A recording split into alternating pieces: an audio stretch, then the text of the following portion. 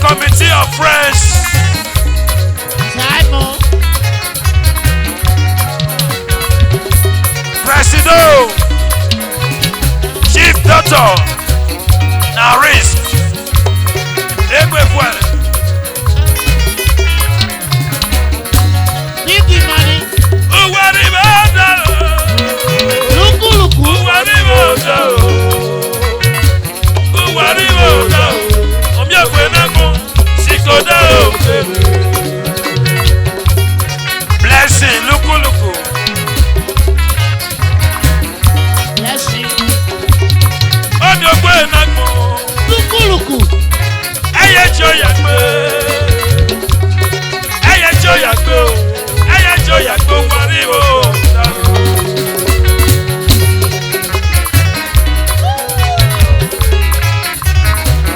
One love. Sikoda lo kere. O pariwo ta o. Sikoda lo kere. Obi agbe na ko. O pariwo ta o. Joy. Committee of Friends. Egbe Fuare o. Omi egbe na mo. Omi egbe na mo yo.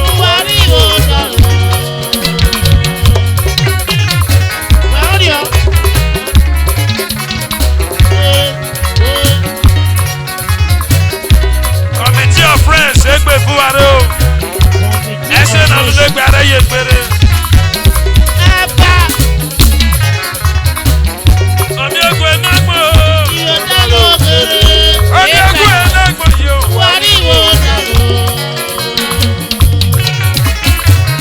Eje walo.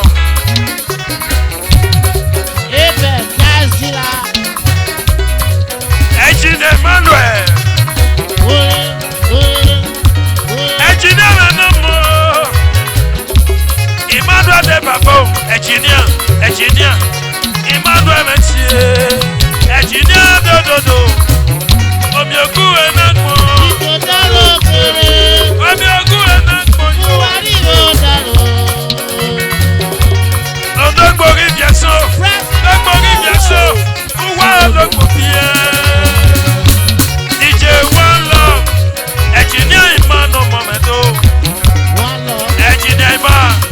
dogbo rivieson, dogbo rivieson. Uwa dogbo bie, uwa dogbo bie o, uwa dogbo bie o, dogbo rivieson. Joy, uwa dogbo bie o, uwa dogbo bie o, DJ Walo, uwa dogbo bie o. Yada nanu wa yo. Yada yo.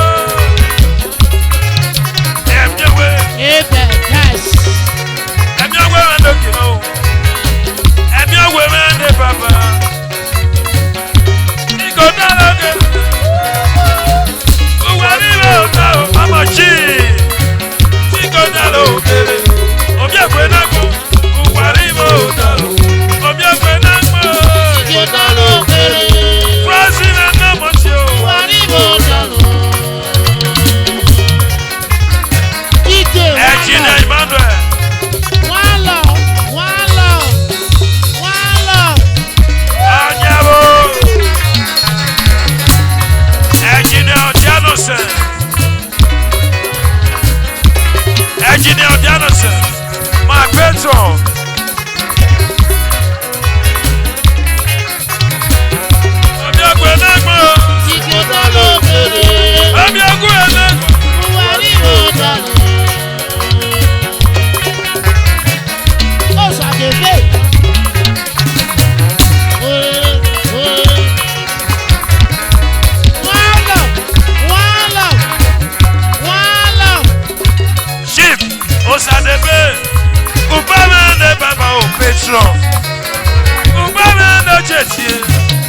Patron of Committee of Friends.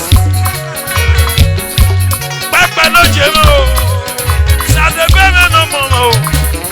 Obi ekwe na gbo. Obi ekwe. Aberi mo dalo.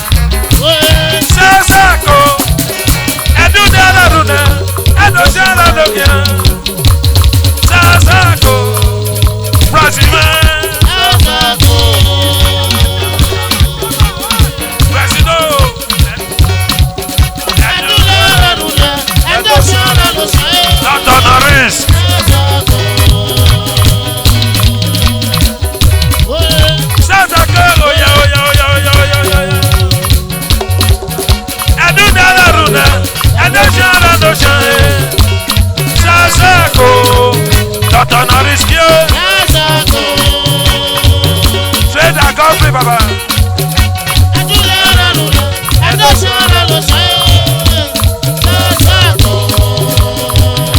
Dr. Noriske, Presido, Committee of Friends. Gaffrey Noge, Wanera Yegbe. Dr. Noriske, Wanera Yegbe Baba man. Noriske no more.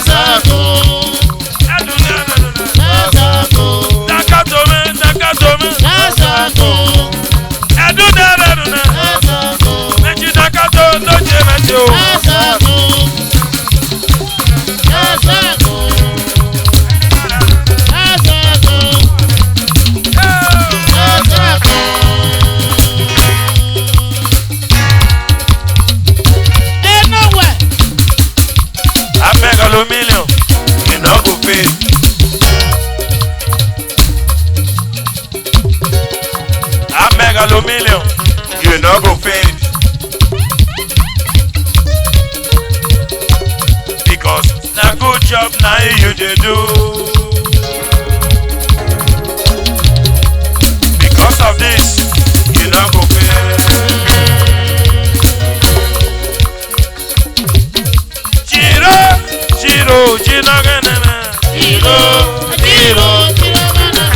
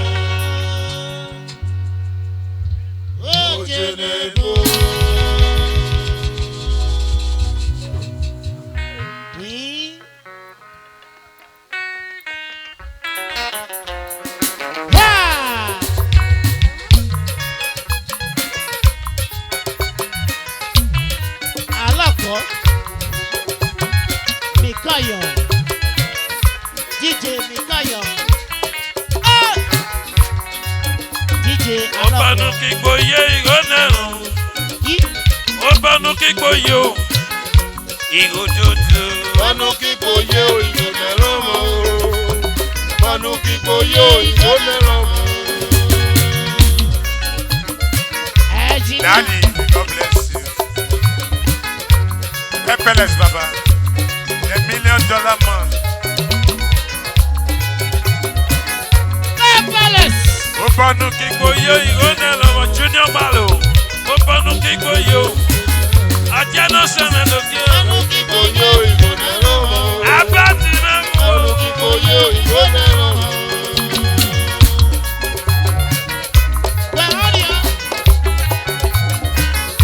Pepeles, Baba. Yare yo. Ajano semendo mo. Mr. Clem. Daddy.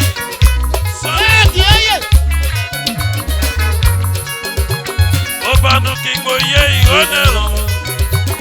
Opanu kiko yo. Igojojo. Opanu kiko yo igonelo mo. Debi son iboyi. Opanu kiko yo igonelo mo. Sonny Ayiwe. Ilo. Your bedroom.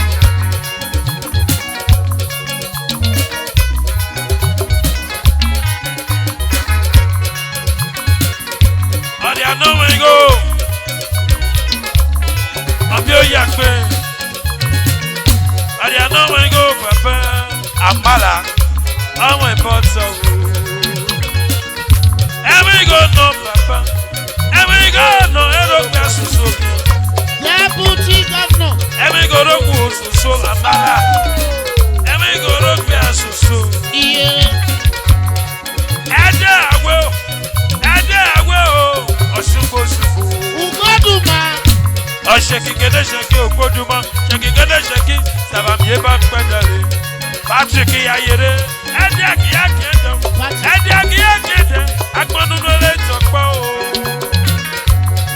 Nule tokpa o. Nule tokpa ki komi ota tara kori o. Ade akiwedo, wa mwelo lobo. Eni gbata gbogun no, fede kire de chebi koroko. Yabi eni gona imo, yabi eni gona megiria o. Yabi omi meni lo yano, oyari mebo. I'm your show demo, I'm your show,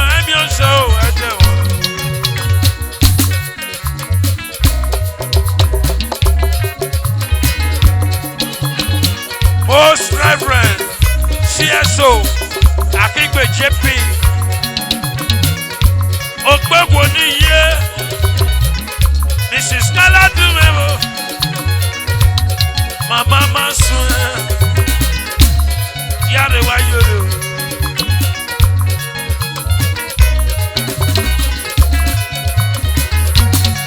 Honorable Osman Political Buddhism Abanore Panibokan Mana Yegbe Kwadaba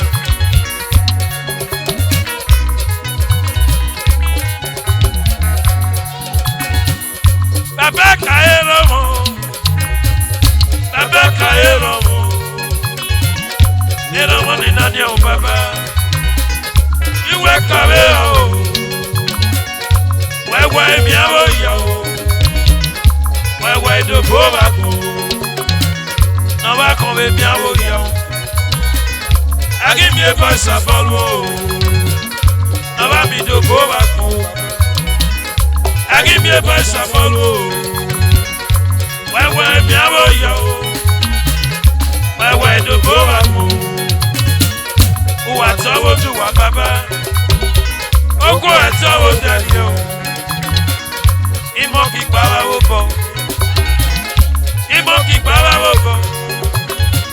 Ana era mani nani o baba Oyegu Ana era mani nani o Ese ni balume oye me gbe Ose gba awoso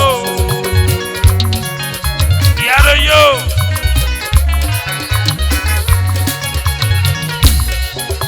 Awi Professional weather Awi ni mebo Ida Iyare wayo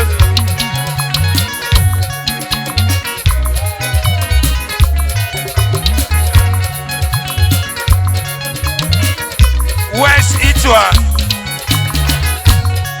aka Val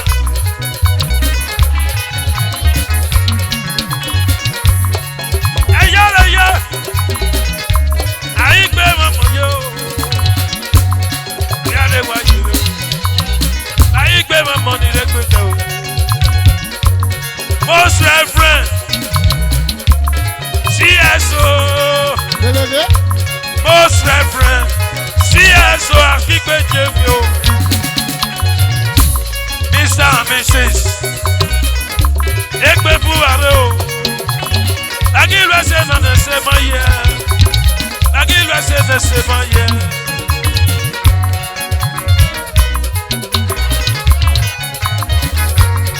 West Itwa Aka aka Don West one of Valencia, Spain. Omonujo Babiale Baba His Tayo Mejo Chue Baba Don West Imao Besi Mfedio Don West De Baba Mama G.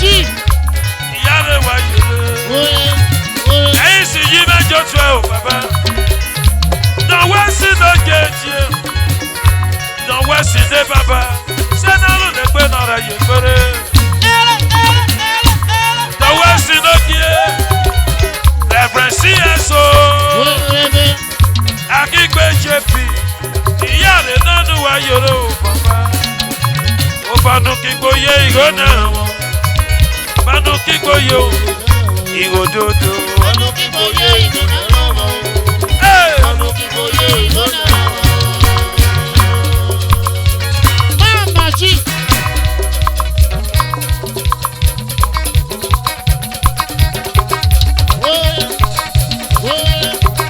Most Reverend CSO Akigbe JP ṣe ma wáyére ọkùnrin wa jọlẹlẹ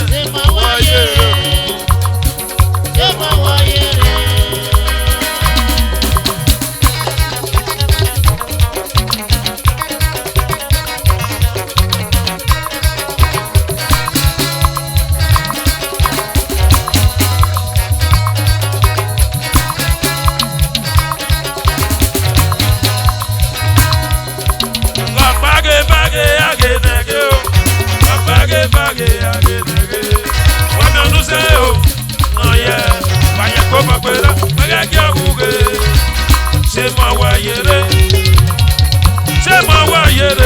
aku wa jolele